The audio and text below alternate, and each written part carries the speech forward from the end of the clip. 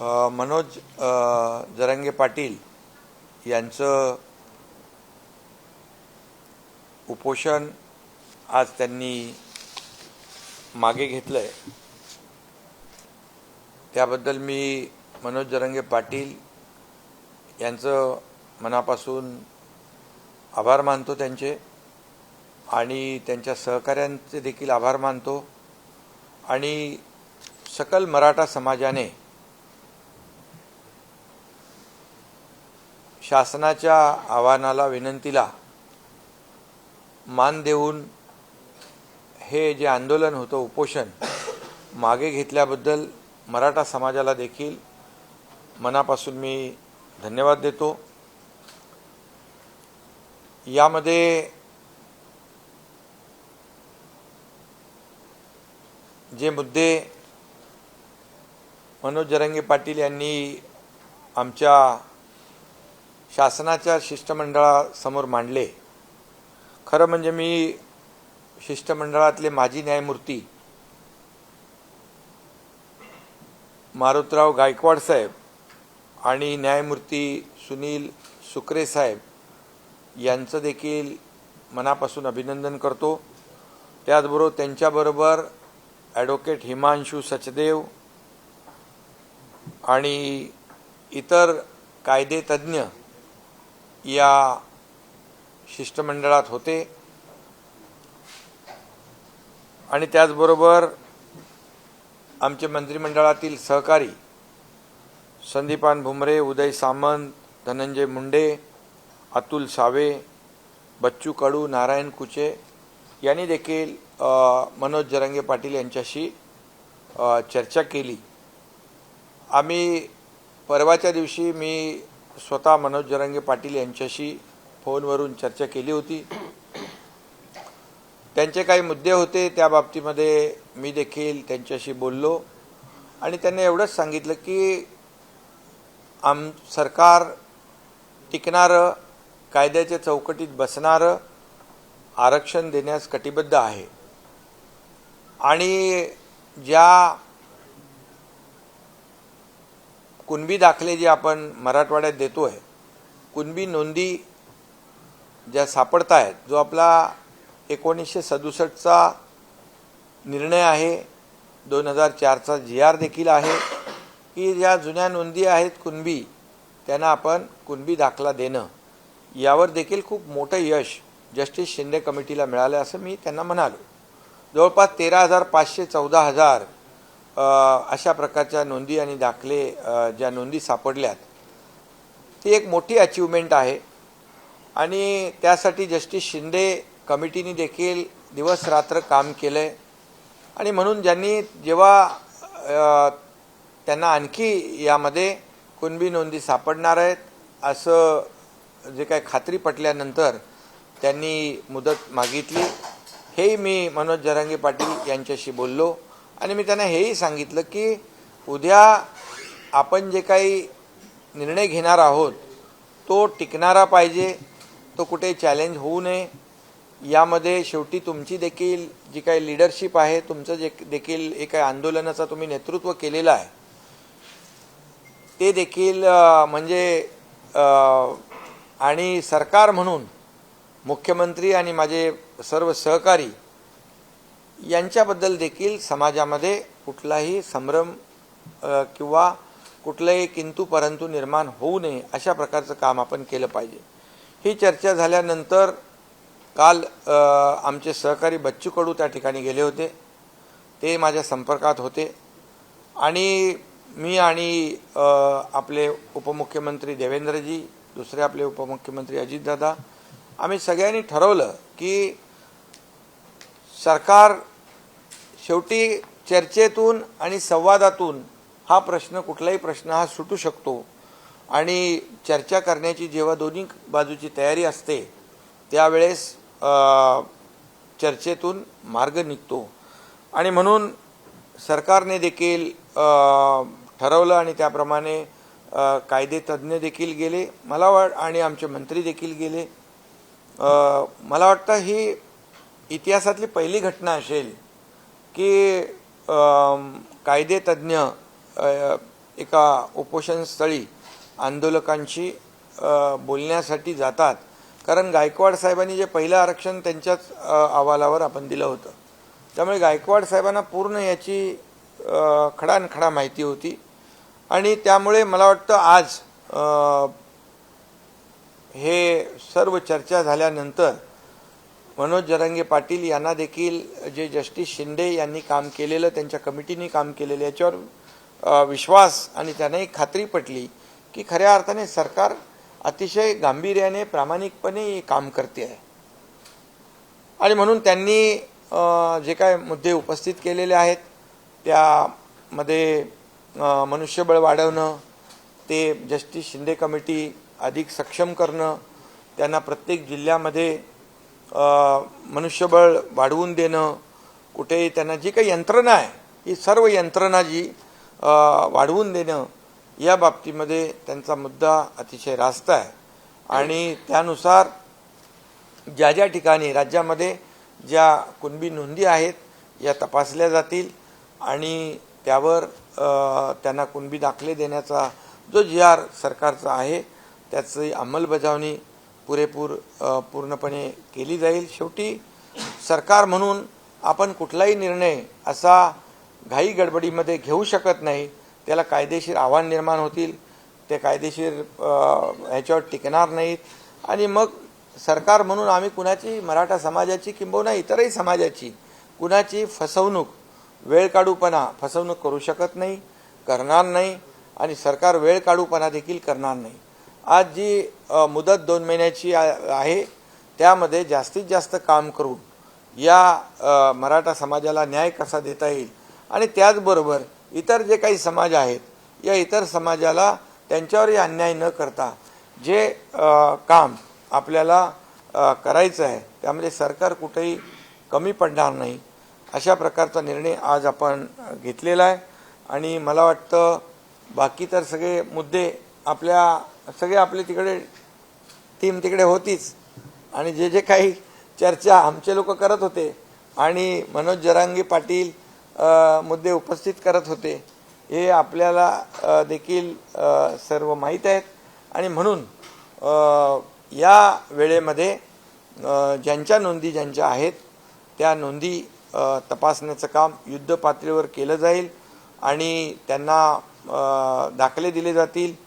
त्याचबरोबर दुसरा जो टप्पा आहे जे सुप्रीम कोर्टाचं क्युरेटिव्ह पिटिशन जे आहे याच्यावर देखील आपण काम करतोय आणि सुदैवाने मागच्या निर्णयामध्ये मागे जेव्हा सुप्रीम कोर्टाने मराठा समाजाला आरक्षण देता येणार नाही असा निर्णय घेतला त्यामध्ये देखील काही ज्या त्रुटी आहेत, काही त्याच्यामध्ये कोर्टाची निरीक्षणं आहेत आणि ती देखील पूर्णपणे आपली जी 3 निवृत्त न्यायाधीशांची कमिटी आहे, जस्टिस भोसले, जस्टिस गायकवाड आणि जस्टिस शिंदे यांची कमिटी जी आहे ती काम करते आहे आणि त्याच्यामधले ते जे काही त्रुट्या आहेत त्या सुप्रीम कोर्टाने आता जो काही विंडो ओपन केलेला आहे ड्यू प्रोसेसमध्ये ते आमचं म्हणणं ऐकणार आहेत आणि त्यावेळेस तोही मुद्दा त्या ठिकाणी जे मुद्दे आहेत, जे मराठा समाज मागास कसा आहे हे सिद्ध करण्याचं काम देखील सरकार करेल। त्यासाठी जो मागासवर्ग आयोग आहे तो देखील युद्ध पातळीवर काम करेल आणि ज्या पूर्णपणे त्रुटी मागच्या निर्णयामध्ये कोर्टाने दाखवून दिलेल्या आहेत त्या पूर्ण त्रुटी दूर केल्या जातील आणि ते देखील टिकणारं मराठा आरक्षण, कायद्याच्या चौकटीत बसणारं मराठा आरक्षण देण्यास देखील सरकार कटिबद्ध आहे आणि ह्या 2 मार्गाने आपलं हे सरकार काम करेल आणि निश्चितपणे या मराठा समाजाचं जे एकजूट आणि जे काही आंदोलन झालं यासाठी सरकार देखील पूर्णपणे या सर्व बाबींवर सर्व यंत्रणा जी आहे, सर्व पूर्ण विभाग जे आहेत, प्रत्येक जिल्हाधिकारी हे सगळ्या लोकांना तशा प्रकारचे निर्देश देता येतील आणि एका जिल्हाधिकाऱ्याकडून त्या जिल्ह्यामध्ये 10 लोक, कमीत कमी 10 लोक तर फक्त याच कामावर त्या या कामाची जबाबदारी देण्याचं देखील सरकार काम करेल। क्युरिटी पेटिशनची विंडो ओपन होणं हे सरकारसाठी एक मोठं यश आहे. यासाठी अनेक तज्ञांनी काम केलेलं आहे. त्या तज्ञांना सोबत घेऊन क्युरिटी पेटिशनची विंडो ओपन एक त्याच्यामध्ये आणखी एक मुद्दा, जी काल आम्ही बैठक घेतली सर्वपक्षीय बैठक घेतली, त्याच्यामध्ये देखील जी भूमिका सरकारची होती की मराठा समाजाला आरक्षण टिकणारं दिलं पाहिजे, कायद्याच्या चौकटीत दिलं पाहिजे, हे देखील सर्व पक्षीयांनी मान्य केलं. आणि सर्वपक्षीय बैठकीमध्ये सर्व नेते आले, त्यांनाही मनापासून मी धन्यवाद देतो. आणि त्याचबरोबर जे काही राज्यामध्ये याला हिंसक वळण जे लागलं होतं ते देखील थांबलं पाहिजे आणि त्याच्यावर देखील योग्य तो उपाय सरकारने केला पाहिजे, अशा प्रकारची सर्वपक्षीय बैठकीमध्ये देखील चर्चा झाली. आणि मनोज जरांगे पाटील यांनी उपोषण आंदोलन मागं घ्यावं अशा प्रकारचं देखील आवाहन, विनंती आणि चर्चा कालच्याही बैठकीमध्ये झाली. त्यामुळे सरकार म्हणून आम्ही जे एक बैठक बोलवली सर्वपक्षीयांची आणि त्या बैठकीमध्ये सगळेजण आले आणि ते देखील या ठिकाणी नक्कीच त्यांना देखील धन्यवाद या ठिकाणी द्यायला पाहिजे. एवढं या ठिकाणी. आणि जे आपले आज खरं म्हणजे जे दोन आपले निवृत्त न्यायाधीश त्या ठिकाणी गेले, त्यांचे विशेष या ठिकाणी आभार देखील मी मानतो. कारण शेवटी कायद्याची भाषा आणि ज्या काही चौकटीमध्ये काय बसू शकतं, काय टिकू शकतं, हे त्यांना समजावून सांगण्याचा देखील त्यांनी प्रयत्न केला. त्यासाठी देखील त्यांचे आभार मानले. आणि तातडीने आम्ही विनंती केल्यानंतर ते तिकडे उपोषणस्थळी थेट जाणं हा देखील पहिलाच प्रकार आहे. आणि ते गेल्यामुळे नक्कीच त्याचाही फायदा आज या आंदोलन उपोषण मागे घेण्यामध्ये झालेला आहे.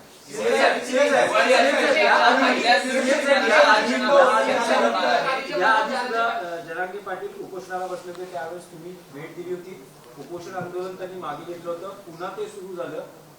हा तात्पुरता दिलासा आहे, कारण त्यांनी 2 महिन्यांचा कालावधी दिलेला आहे सरकारला. जर 2 महिन्यात प्रश्न सुटला नाही तर पुन्हा मुंबईच्या वेशीवर आंदोलन धडकणार, असा त्यांनी थेट इशारा किंवा त्यांनी भूमिका व्यक्त केली. नाही, आमचा प्रयत्न आहे पूर्ण. कारण याच्यामध्ये 2 महिन्यामध्ये संपूर्ण राज्यभरामध्ये जी यंत्रणा आहे, जिथे जिथे जुन्या नोंदी आहेत ते शोधण्याचं काम आमचा जो काही ही टीम जी आहे शिंदे समितीला आम्ही पूर्णपणे स्ट्रेंथन करतोय, त्यांना मनुष्यबळ वाढवून देतोय. प्रत्येक जिल्ह्यामध्ये आवश्यक ज्या काही बाबी आहेत ते आम्ही करून देऊ. आणि त्यामुळे विश्वास आहे की हे काम पूर्ण होईल आणि त्याचं डे टू डे जे काय अपडेट आहे, जे काय प्रोग्रेस आहे, तो देखील मनोज जरांगे पाटील त्यांनाही आम्ही सांगितलंय की तुम्ही देखील या कमिटीमध्ये आवाहन केलं, विनंती केली की तुमचेही लोक या कमिटीमध्ये असतील तर तेही देखील काही सूचना करू शकतील, काही त्याच्यामध्ये आणखी काही उणिवा असतील तर त्या आम्ही दूर करू शकतो सरकार म्हणून. त्यामुळे मला वाटतं एक अशा प्रकारची वेळ येणार नाही. क्युरिटी पिटिशनची विंडो ओपन होणं सरकारसाठी एक मोठं यश मानलं जातं आणि एक पहिलं पाऊल आहे आरक्षण, टिकणारं आरक्षण देण्यासाठी. पण यामध्ये अनेक तज्ञांनी काम केलेलं आहे. तर सुप्रीम कोर्टात क्युरिटी पिटिशनच्या माध्यमातून टिकणारं आरक्षण देण्यासाठी सरकार यांना एकत्रित घेणार का आणि कसे पाऊल उचलले जाणार? बिलकुल. ज्यांनी पूर्वी आरक्षण देण्यामध्ये काम केलेलं आहे, पूर्वी जसं देवेंद्रजी मुख्यमंत्री होते त्यावेळेस आपण आरक्षण दिलं, हायकोर्टामध्ये ते चॅलेंज झालं, पण हायकोर्टामध्ये टिकवण्यासाठी ज्या लोकांनी, ज्या सिनियर काउन्सिल असतील, तज्ज्ञ असतील, या सर्वांनी मदत केली आणि हायकोर्टमध्ये टिकलं. दुर्दैवाने सुप्रीम कोर्टामध्ये ते रद्द झालं. पण अशा वेळेस या सर्व टीमला त्यांचं सहकार्य आम्ही नक्की घेऊ आणि विश्वास आहे. कारण याच्यामध्ये जस्टिस भोसले आहेत, जस्टिस गायकवाड आहेत, जस्टिस शिंदे आहेत आणि निरगुडे आहेत. हे सगळे जे लोक आहेत, ही पूर्वीच्या आरक्षण देण्यामध्ये ज्यांनी मुलाचा सहभाग घेतला, त्याचा मुलाचा वाटा होता, असे लोक आणि आणखी जी सिनियर काउन्सिल म्हणून जे सरकारच्या वतीने सुप्रीम कोर्टामध्ये क्युरेटिव्ह पिटिशनवर काम करतील, त्यांना देखील ही सर्व मंडळी टीम काम करेल. एक तर आम्ही कमिटी जाहीर केलेली आहे, जस्टिस भोसले कमिटी, ती सरकारला देखील मार्गदर्शन करेल आणि क्युरेटिव्ह पिटिशनच्या संदर्भात देखील जे काही आवश्यक आहेत त्याची ते मदत करतील. जस्टिस शिंदे कमिटी आहे त्याला देखील ती मदत करेल. म्हणजे दोन बाजूनी आपण हे न्याय देण्याचं काम करतो आहे. आंदोलन मोठ्या प्रमाणात झाली होती. जे गंभीर स्वरूपाचे गुन्हे नाही आहेत ते मागे घेण्याचा सरकार विचार करणार आहे. गंभीर स्वरूपाचे जे गुन्हे नाहीत आणि जे लोकशाहीमध्ये आपण आंदोलन ज्या पद्धतीने करतो असे जे काही गुन्हे आहेत ते आमच्या शिष्टमंडळाने त्यांना शब्द दिलेला आहे. सरकार देखील जे अगोदर म्हणजे जरांगे पाटील जेव्हा अगोदरच्या वेळेस उपोषणाला बसले होते त्यावेळेस देखील काही गुन्हे दाखल झालेले आहेत. त्यांची गुन्ह्याची पडताळणी करून आपण ते गुन्हे महत्त्वाचा प्रश्न होता तो कायदा सुव्यवस्थेचा आणि काही मराठा समाजाचे जे लोक होते ते आत्महत्या देखील करत होते. आजही अन्य ठिकाणी आंदोलनं सुरू आहेत आणि आत्महत्येचे प्रमाण सुरू आहे. त्या संदर्भात आपण नाही, मी तर यापूर्वी देखील आवाहन केलंय, विनंती केली आहे. खरं म्हणजे मराठा समाजाचे तरुण सरकार प्रामाणिकपणे काम करत असताना सरकार नकारात्मक असतं तर हे पाऊल उचलणं ठीक होतं.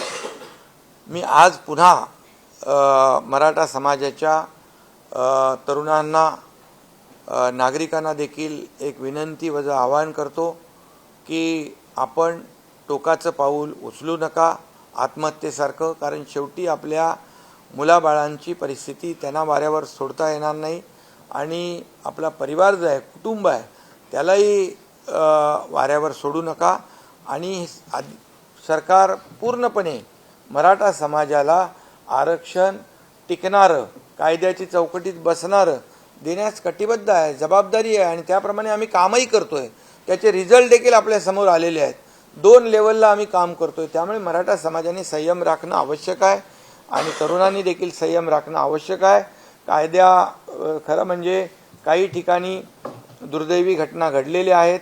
काही ठिकाणी म्हणजे या आंदोलनाला गालबोट देखील काही लोकांनी लावलेला आहे. परंतु मनोज जरांगे पाटील यांचं म्हणणंच आहे की जे कोणी अशा प्रकारचे ज्यांनी गुन्हे जाणीवपूर्वक केलेले आहेत, म्हणजे जाळपोळीच्या घटना असतील, तोडफोडीची घटना असतील, लोकांवर हल्ले असतील, तर ते मराठा समाजातले आंदोलक होऊ शकत नाहीत. त्याच्यावर नक्की पोलीस आणि गृह विभाग जो आहे तो काम करतो आहे. कायदा सुव्यवस्था राखणं हे देखील सरकारचं, शासनाचं काम आहे आणि त्याला सहकार्य करणं हे देखील आंदोलक कोणी असतील, नागरिक कोणी असतील, त्यांचंही काम आहे. हिवाळी अधिवेशनाच्या पहिल्या दिवशी मराठा आरक्षणासंदर्भात चर्चा कराव्याची देखील मागणी केली आहे. हा, बिलकुल चर्चा काय, आता चर्चा आपण तर कामच करतोय, चर्चेला काही बंदी नाही आहे. आणि जे काही आपण सरकारची भूमिका प्रामाणिक आहे, सरकारचा हेतू प्रामाणिक आहे आणि त्या प्रामाणिकपणेचं उदाहरण देखील आपल्याला जस्टिस शिंदे कमिटीच्या माध्यमातून मिळालेलं आहे. त्यामुळे सरकार संपूर्णपणे कुठल्याही परिस्थितीमध्ये सगळ्या बाजूने सरकार तयार आहे. मराठा समाजाला सरसकट कुणबी प्रमाणपत्र किंवा सरसकट आरक्षण द्यावं ही जरांगे पाटलांची प्रमुख मागणी आहे. नाही, तुम्ही असं कुठेतरी भरकट होऊ नका. कारण जे आता त्यांनी सांगितलेलं आहे की ज्यांच्या नोंदी आहेत कुणबी त्यांना तुम्ही तात्काळ युद्ध पातळीवर दाखले देण्याचं काम करा आणि या बाबतीमध्ये प्रत्येक जिल्ह्यामध्ये 10 लोक अधिकचे द्या आणि हे काम युद्ध पातळी 2 महिन्यामध्ये पूर्ण करा आणि तशा प्रकारचं आश्वासन आमच्या लोकांनी दिलेलं आहे.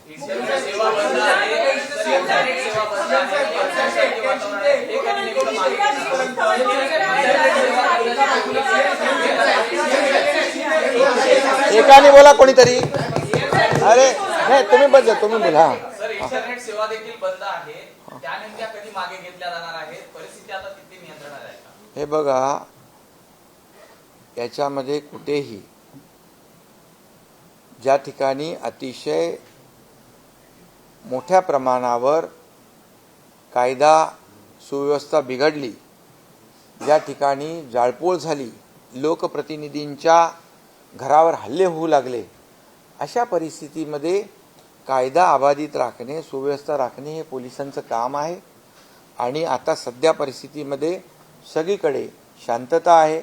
ज्या ज्या ठिकाणी आवश्यक आहे त्या त्या ठिकाणी आवश्यक बाबींचा जो काही हे करणे, अंमलबजावणी करणे, त्याप्रमाणे पोलिसांनी काम केलेलं आहे. मला वाटतं आता आजच्या उपोषण मागे घेतल्यानंतर मला वाटत नाही की कुठेही कायदा सुव्यवस्था धोक्यात येईल. 24 डिसेंबरपर्यंत मनोज जरांगे पाटील यांनी दिलेला आहे 24 डिसेंबरपर्यंत. तर आपल्याला किती आत्मविश्वास आहे की 24 डिसेंबर नाही, आता 2 जानेवारीपर्यंत परत 24 डिसेंबर केलं साहेब. 2 जानेवारीपर्यंत 2 महिन्याचा वेळ मिळालेला आहे आणि त्या 2 महिन्यामध्ये बरंचसं काम म्हणजे जे आहे, जे ठरवून दिलेलं आहे ते काम नक्की होईल. आणि त्यासाठी जे जे काही यंत्रणा आवश्यक आहे त्या सर्व यंत्रणा सरकार लावेल. 1931 पर्यंत ब्रिटिशांनी एक कायदेशीर मार्ग काढण्यासाठी सर्वतोपरी प्रयत्न करत असताना केंद्र सरकारकडून सुद्धा या प्रश्नी काही मदतीची किंवा सहकार्याची अपेक्षा करता का? स्वतः पंतप्रधानांना काही आवाहन केलं जाणार आहे? हा राज्यातला विषय आहे आणि या राज्यातला विषय हा दाखले देण्याचा हा विषय राज्याचा आहे आणि सुप्रीम कोर्टामध्ये जे क्युरेटिव्ह पिटिशन आहे त्यावर देखील सरकार आणि हा राज्याचा अधिकार आहे. त्यामुळे राज्याचा अधिकार आहे, राज्य त्यामध्ये पूर्ण ताकद लावेल. जे जे काही करायचं ते राज्य सरकार करेल आणि मराठा समाजाला टिकणारं, कायद्याच्या चौकटीत बसणारं आरक्षण देण्याची जो शब्द आहे तो शब्द पाळेल. 1881 ते 1921 पर्यंत ब्रिटिशांनी सायंटिफिक सेन्सस केलं होतं. त्याचे गॅजेट आता अवेलेबल असल्याचं काही आता ह्याच्यामध्ये जस्टिस शिंदे काम करते. त्यांनी त्याचं काम दाखवलंय. 13,500 दाखले कुणबी नोंदी मिळालेल्या आहेत. त्यामुळे त्यांना विश्वास आहे. आणखी याची व्याप्ती आपण वाढवलेली आहे. त्यामुळे मला वाटतं त्यांच्या समितीच्या अंतर्गत ह्याच्यावर आपण न बोललेलं ठीक आहे. हा, हिंदी बोला.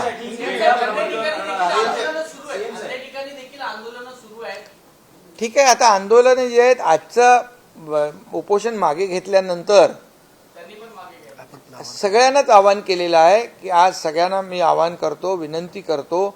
समोर दिवाळी आहे, मुलांच्या शाळा आहेत, सगळेच आज संकटात आहेत. तुमची पत्रकारांची पण दिवाळी आहे, सगळ्यांचीच आहे.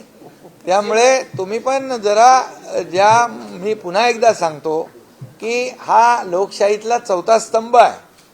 जशी सरकारची जबाबदारी आहे राज्यामध्ये शांतता, कायदा सुव्यवस्था राखणं, तशीच देखील आपल्या सगळ्यांची आहे. त्यामुळे मला वाटतं आपल्या सगळ्यांचं सहकार्य एक सकारात्मक बाबीतून आपण पुढे गेलो तर नक्की आणि चर्चेतून मार्ग निघतो. यासाठी सरकारने चर्चा सुरू केली. मी आणि दोन्ही आमच्या उपमुख्यमंत्र्यांनी आमच्या शिष्टमंडळाला पाठवलं. कायदेशीर जे तज्ज्ञ आहेत त्यांनाही पाठवलं आणि मला वाटतं मार्ग निघालेला आहे. तुम्ही देखील याकडे सकारात्मक दृष्टीने बघा तर बरं होईल.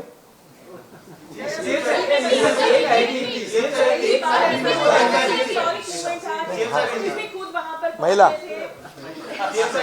पूरा देश घटना को देख रहा है. आजकल जरांगे पाटिल ने अपना उपोषण पीछे ले लिया है. पहली बार हमने देखा कि न्याय व्यवस्था भी खुद वहां उन्हें समझाने पहुंची. 2 महीने का जो मोहलत उन्होंने दी है, क्या कुछ सरकार इसमें करेगी? ये न्याय देने वाली सरकार है. ये सर्व सामान्य मानुष की सरकार है. ये आम आदमी की सरकार है. ये जाहिर हुआ है आज. सरकार ने किसी भी बात का ईगो नहीं रखा. सरकार और न्याय व्यवस्था जिन्होंने पहला आरक्षण दिया था, गायकवाड़, जस्टिस गायकवाड़, वो खुद जस्टिस सुक्रे और हमारी टीम को लेकर वहां पहुंचे. ये पहली बार हुआ है. ये पहली बार हुआ है. और जब मैंने मनोज जरांगे पाटिल जब उनसे बात करने के बाद जब चर्चा शुरू हुई, हमारे सहयोगी बच्चू कडू वहाँ गए कल, उनसे वार्तालाप हो गया. इसके बाद जो जो आवश्यक चीज़ें थी उनको समझने की, कानून के दायरे में क्या हो सकता है, लीगली क्या हो सकता है, इसलिए मैं इनको, हमारे जस्टिस गायकवाड़, जस्टिस सुक्रे साहब को और उनके दूसरे हिमांशु सचदेव, इनको धन्यवाद देना चाहता हूं कि हमारी विनती के अनुसार वो वहां पर पहुंचे। ये पहली बार हुआ है और इससे साबित होता है कि ये सरकार जो है कोई भी अड़ेल भूमिका नहीं लेती है। ये सरकार सकारात्मक काम करना चाहती है और सभी लोगों को विश्वास में लेकर निर्णय लेना चाहती है। ऐसा काम करने का तरीका हमारी सरकार का है और इसलिए चर्चा हुई, हमारे मंत्री वहां पर गए और पहले तो ये कानून मतलब जो न्याय व्यवस्था जिनको पता है वो टीम पहुंची। उन्होंने उनकी जो प्रश्न थे, जो शंका थी, उसे दूर करने का काम किया और फिर हमारी दूसरी टीम वहाँ पर मंत्री जी की गई और इसमें से अच्छा एक आउटकम आया है। ये मनोज जरंगे पाटिल इन्होंने अपना अनशन उपोषण जो है पीछे लिया है। मैं उनको धन्यवाद देना चाहता हूँ और मैं उनके सहयोगी जो है उनको भी धन्यवाद देना चाहता हूँ। पूरे सकल मराठा समाज को भी धन्यवाद दूंगा क्योंकि सरकार ने जो उनको आह्वान किया था, उनको अनशन पीछे लेने का, आंदोलन का पीछे लेने का आह्वान विनती की थी, इसलिए उनको भी मैं बहुत बहुत धन्यवाद देना चाहता हूँ। और कल जो सर्वपक्षीय सर्वदलीय बैठक हुई उसमें भी एकमत हो गया कि ये सरकार जो कानून के दायरे में बैठने वाला टिकाऊ जो आरक्षण देना है उसके ऊपर एकमत हुआ और मनोज जरंगे पाटिल जी ने आंदोलन पीछे लेना उस पर भी एकमत हुआ है और कानून व्यवस्था राज्य में बनाए रखने की आवश्यकता है इसमें भी एकमत हुआ। इसलिए मैं सभी विपक्ष दलों के नेताओं को भी धन्यवाद देना चाहता हूँ। तोड़फोड़ की थी, जो आधुनिक घटना हुई थी, उसको लेकर सरकार ने कुछ निर्णय लिया है, कुछ कार्रवाई की जाएगी? जो आंदोलन लोकशाही के माध्यम से होता है, जो पहले आंदोलनकारियों ने जो उनके ऊपर गुने दाखिल हुए थे, पुलिस वो काम कर रही है